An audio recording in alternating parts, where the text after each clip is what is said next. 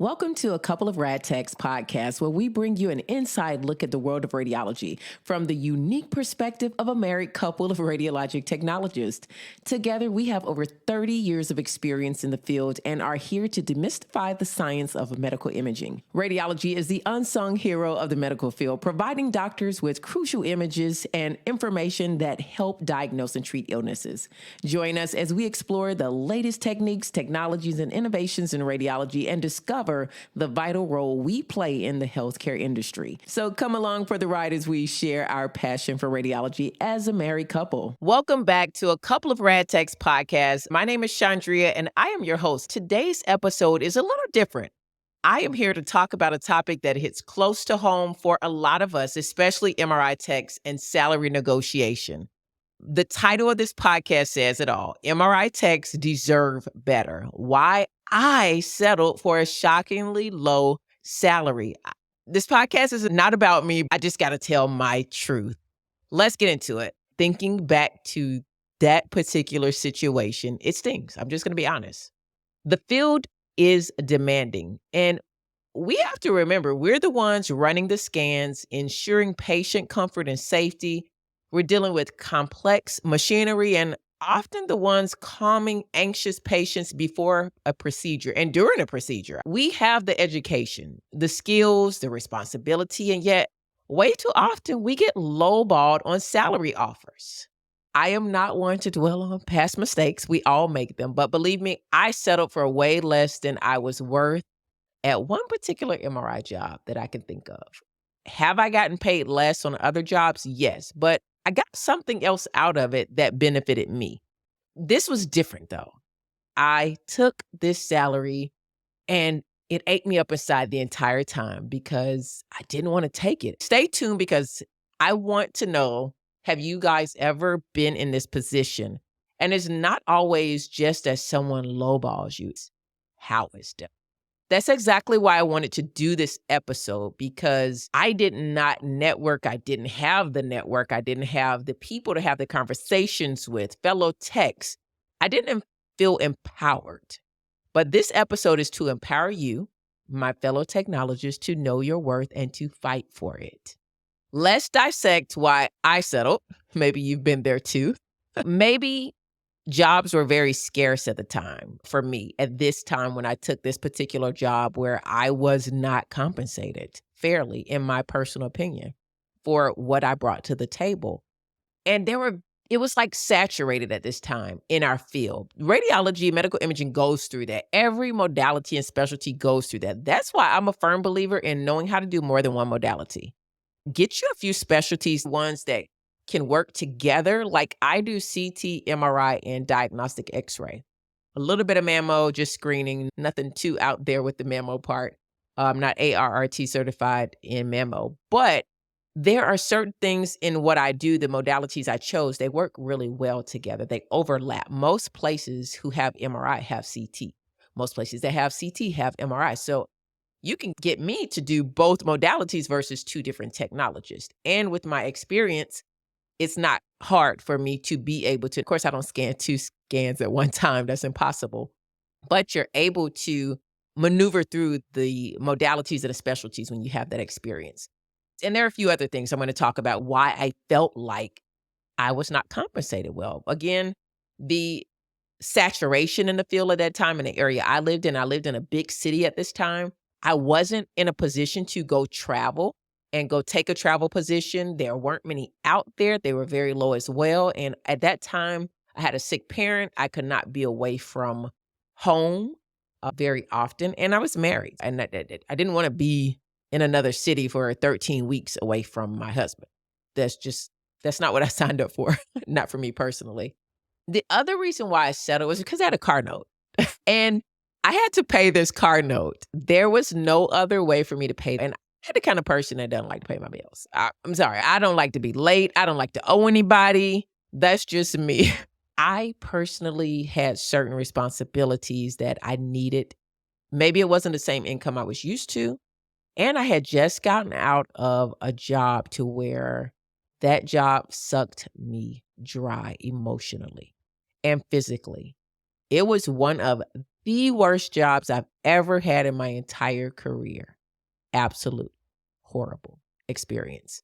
Those 3 things alone kind of put me in a position why I feel like I did not really fight for my value and my worth. To be honest, now that I'm talking through this podcast and remembering the situation I had just gotten out of from a really horrible job, that I didn't really know my worth at that time.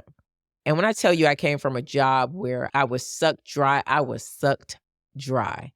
And almost to a point where I truly did not know my value and my worth. That's what some jobs, toxic jobs, can do to us technologists. And when you go to the next one, it puts you in a situation to where you'll take anything. You'll allow someone to convince you to take something that you know you deserve much more and better. You'd even take a job that's probably just as toxic, if not more, than the job you came from. And that's what happened to me. I didn't do the research either.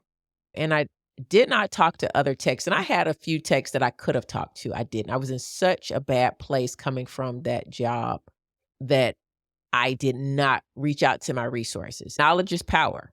We didn't have podcasts like this back then to listen to. We didn't have social media like we do now to be able to see a technologist in Canada, see a technologist in the West Coast, on the East Coast, in the North, in the Midwest, in the South, and say, wow, hey, they're going through the same thing I'm going through. Or the content they're making is pretty funny. Yeah, I've been there. I'm going through those things. And now we do. And I think that is so powerful to our profession. And that's why you see more people wanting to become radiologic technologists. Those of us who have been in a period of time, we have devalued ourselves sometimes, and we've settled for shockingly low salaries. And some of us are still settling for shockingly low salaries. I was just having a conversation today with a coworker that finally left. We worked together years ago, probably about almost close to 20 years ago. We met at a contract job that I was going to when I first started contracting myself out. And it was a group of girls. I really was never in their circle. And she and I wound up connecting and staying because none of them were registered in MR. I had paid to go to Bill Faulkner's class. And that is one of the reasons why I passed on my third try. That's a whole nother podcast in itself. But we connected, and I actually passed on my information to her. She passed it around. They all passed their registry. And that's how we kind of connected through the years. We were just having a conversation about really valuing yourself and removing yourself from toxic situations in employment and giving yourself a little break in between. Because many times we leave a toxic job and then we go to the next job and we take that toxicness with us and the bitterness and the tiredness, the exhaustion, and we take it somewhere that may have been a really good place. But because we hadn't given ourselves the break and the grace that we need to give ourselves, and a lot of times financially, we just don't have that luxury, right? We work because we have to. Most people don't have the luxury of, if they remove themselves out of a toxic work environment, now I can give myself a break. I can take a nice long month-long vacation or a 2-week vacation and just relax. Most people got to go from one job to the next. You don't have time for a breather. But if you do, I really think it's helpful, because one thing she said to me was she didn't realize how tired she was. Like one day after she left a toxic job, she just slept. And she was missing the schedule, but she realized she had peace. And instead of going straight to a full-time job from there, which she applied and didn't get any at the time, she was like, I just did PRN and I actually had more flexibility, more freedom, more peace, and I made more money. She was like, I really should have done this a long time ago. And she's in no hurry to get another full-time job. And she's like, I wish that I would have thought about just doing a couple PRNs here and there. And hey, that pays my bills. I still have flexibility. When I want off, I can just not schedule myself. I'm making the money that I feel like I deserve. And I'm kind of just in and out kind of thing. And that's one of the things I definitely encourage is you have to negotiate. You have to kind of get uncomfortable. And sometimes you just got to leave the job you've been at and go to another place. I remember I left the company I had been at for a while I was always PRN there. Always kept me working, but I wanted to move into another modality. I wanted to move from CT to MRI. They were like, "You're so good here in CT. We just love you in CT. You're great in CT." I'm like, "Yeah, but I can also do other things and I want to learn other things." They just had every excuse. And I had no complaints with the company, but my only problem was I didn't feel like they valued me because here I'm trying to level up in my modalities, but yet they don't want me to. And they're not allowing me to, which means I can't make more money. I'm capped. That made me have to make some really hard, uncomfortable choices. And I chose to leave. I resigned. I was able to learn MRI elsewhere at another facility that paid me less. But this is where I get to about if you make less, what are you getting? Is it beneficial for you? For me, it was beneficial for me to take a pay cut to go learn another modality. At another place I was doing CT PRN at, they said, "Hey, we'll let you learn MRI." Learned it, immediately got a raise because once I passed my registry, well, even before I passed my registry, they gave me the title of MRI Technologist. Of course, it was like a level 1. But after that, I passed my registry. I got another MRI job somewhere else, which helped me to gain my confidence and my skills. I commanded more money over there. I could see like my salary going up and up and up. If I would have stayed in my comfort zone at a place where I had no problems, but I wasn't able to advance, I would have been lowballing myself. That's where I say sometimes it's okay to go back in order to get what you need or just kind of stay where you are if that's going to work out for you short term. Now, I would not have stayed in that situation where I went somewhere to make less money to learn a modality for a long time. I eventually went on and left that facility. And then they got bought out by the hospital that I went to. I wound up being like in their float pool that they were just starting, and the pay was like crazy. I think my pay went up like $6 or $8, something like that. And you could take as many hospitals as you wanted. I took 6. They only let you do 3 really on paper, but I did 6 because it gave me the ability to hone in my skills on all the different machines, all the different patient populations, because that makes a difference too in how you can increase your worth is being comfortable in every situation. One hospital I worked at, they didn't scan any implants. I never really got that experience. When I floated over to this other hospital, they turned off people's pacemakers. The rep was there. They did everything. Spinal stimulators, everything. I got experience doing all of those things. They did breast, and they had a technologist that was really good at it. I did breast, but I didn't really learn. It was kind of on the job. When I got with her and then I paid for my own course to learn how to really understand mammography and became nationally certified in mammography, that was a game changer for MRI breast for me. And those are ways for me that I feel like I have been able to command my worth and know my worth is by investing in myself as well. When you can not only show on paper your worth, but you can actually go in and physically show your worth by doing the job with very little, if any, assistance, that makes a world of difference. There are places where they hire a lot of new techs and they need seasoned techs who can work independently and help train newer techs. And they're willing to pay you for that. But there was this, again, one time where that just didn't happen because I was so hard up for a job. The situation in the city was really, really low. And after doing all of these things, I forgot my worth and didn't do my research. I did not connect with other technologists. And that's when I sat in this gentleman's office. I had talked to a friend and they connected me with another friend. And this friend referred me for this job. Job was so far from my house. Like the traffic was crazy. It was so far from my house. But again, I had a car payment. I had bills. This friend didn't want to make them look bad at all. I'm the kind, I'll take the loss so I don't create a bad situation for somebody else who put their neck on the line for me. I wind up sitting in this gentleman's office, and from the get-go, when I sat in his office, I just felt this really negative vibe from him. And it wasn't mean. It just was, prove yourself to me. Like, he was just sitting back in a chair like I was supposed to put on a show right then and there. And it just was really uncomfortable. I didn't feel a friendly vibe or I didn't really feel a good vibe at all. He looked at my resume and he slams the resume down and he says, "I don't pay any of my techs anything but $30 an hour."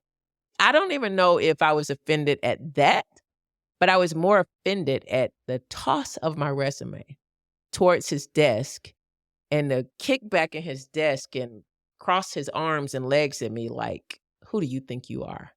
And I was just like, "Who does he think he is?" I wanted to get up and walk out of that interview because I felt it was very disrespectful to us as professionals when, as technologists, we are the ones that do the exams.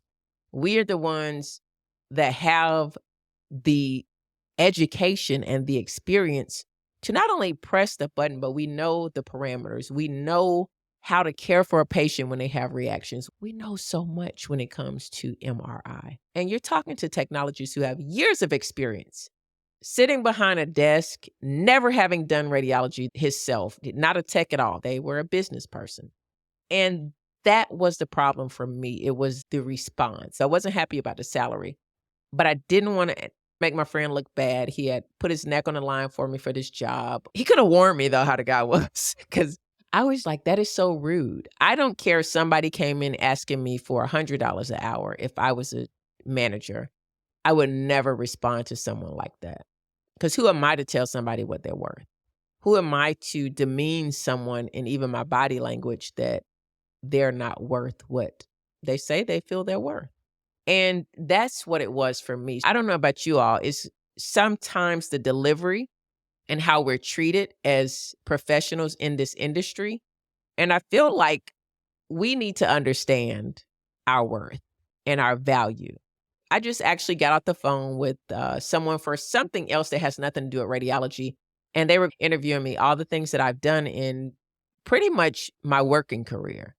And I forgot about some of those things. Like, I started out cutting grass in my neighborhood at 13 because I needed to make some money to go to Six Flags with my friends. And my mom was like, "Look, my money goes towards your school clothes and your other stuff and your hair." She was a single parent. And then I got my own little hair salon in my mom's garage. She renovated the garage and gave me my own hair salon because I had so many clients. I drove trucks before I went to school for radiology for FedEx. I have a CDO to this day. I will not be letting my CDO go. You never know when you might need to go back and drive some trucks. I have my own cleaning business. I sold real estate. I used to flip houses. There are so many things that many of us have done. We run households. We manage families. And those things may not pertain to the field of radiology, but in a way they do influence how successful we are at the job we're doing presently. I would love for you all to set a timer on your phone or your alarm clock, whatever, just maybe 3 minutes. And I want you to list as many things as you can list that you have accomplished in your life, in your work career, because that's going to make you really see on paper. Because when I got off that call, I went to my husband. I said, "Wow, I forgot I did some of those things." And it was impressive to me. And it spoke to me as my work ethic, the type of person I am, the kind of work that I've done and the lives I've impacted, and gave me a view of how much I am worth. And that's what I want each of you to get out of this podcast. Really know your worth, know the value you bring to whatever situation you're in, but especially as technologists in the medical imaging and radiation therapy profession, you could be a diagnostic technologist. You're valuable. Don't say I'm just a tech. Don't let anyone tell you I don't pay my techs. No one owns you. No one can tell you what you're worth. Now, corporations do have caps on what they pay. You can choose to negotiate, take it or leave. You have that option. There are many things out there that you can do with your skills.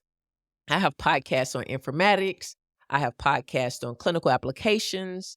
There are so many things, patient care and non-patient care, that we can do. I have friends in radiology who are school nurses. They work at their school as school nurses. We have medical background and experience. Do not put yourself in a bubble. Radiology and medical imaging opens up a ton of doors that allows you to use these skills and increase your worth in your career. You just need to take the time to list them and realize for yourself what they are and value yourself. We value the shoes that we walk around in. We value the car that we drive every day. Let's value the work that we do. Do your research, be confident, and be prepared to walk away. Don't undervalue yourself. That's the things I would end this podcast on. Look, MRI techs, we are the backbone of the radiology department, among other professions and specialties, but this particular podcast was to explain my experience of when I undervalue myself. Now, I did stay at that job because my friend put his neck on the line for me, referring me. And that gentleman who interviewed me, it actually turned out they wound up having to use me for CT and MRI because it was only myself and the guy that referred me that knew how to do CT and MRI. And we both were very good at what we did. We took care of our patients. We were easy to work with others. He had no complaints for us. Well, get this. This is how things work in life, but especially in healthcare. There was a big conglomeration of hospitals that were going around buying up all of these imaging centers. They bought up this one. I was a contractor, but they only offered 2 of the full-time employees at this place a job at their hospital. This gentleman was not one of them. I was there for about a year. It was a long drive. I didn't feel like I got the salary I should have gotten, but I accepted it. That's my fault. But what I got from it was so much more valuable. I knew after that I would never, ever devalue myself. And no one is ever in the place to value you because no one owns you. No one knows you. You know yourself, you know your work ethic, and show up based on your worth. We have to be realistic of our worth as well. But do your research and see what your area is charging, what you can command with the skills that you have, and show up that way. You know, if you feel like you're worth $50 an hour, show up $50 an hour. If you feel like you are worth $60 an hour, show up $60 an hour. If you feel like you're $30 an hour, but you're really worth $60 an hour, you're not going to be too happy with that in the end. Show up, command what you're worth, do the research, and rehearse how you're going to make an offer. And rehearse if they give you an offer that you're not happy with. Are you going to counter? How are you going to counter? I just did a story on my Instagram that if someone offered you a low amount, would you ghost them? Would you negotiate? Or would you just flat out say no? You guys go ahead and let me know what you would do, please, in the comments. Would you say no? Would you negotiate? Or would you ghost them and just wouldn't respond? I definitely enjoyed this conversation. Let me know by please giving me more content ideas. I love having these conversations about my experience over the last 21 years in radiologic technology. It's been a wonderful experience. We do play a crucial role in patient care, and we deserve fair compensation. So the next time you get a job offer, take a deep breath, know your worth, and fight for that salary that reflects your skills and dedication. And that's a wrap for this episode of A Couple of Rad Techs podcast. We hope you enjoyed our discussion of the fascinating world of radiology and learned something new about the role we play in the healthcare industry. If you have any questions or topics that you'd love for us to cover, feel free to reach out and let us know what they are. And you guys, please, if you enjoyed this podcast or any of the other episodes, we want to hear what you thought. Leave us a review. Mama's got to pay her bills. It helps. And until next time, stay tuned for more insightful and informative episodes of A Couple of Rad Techs podcast.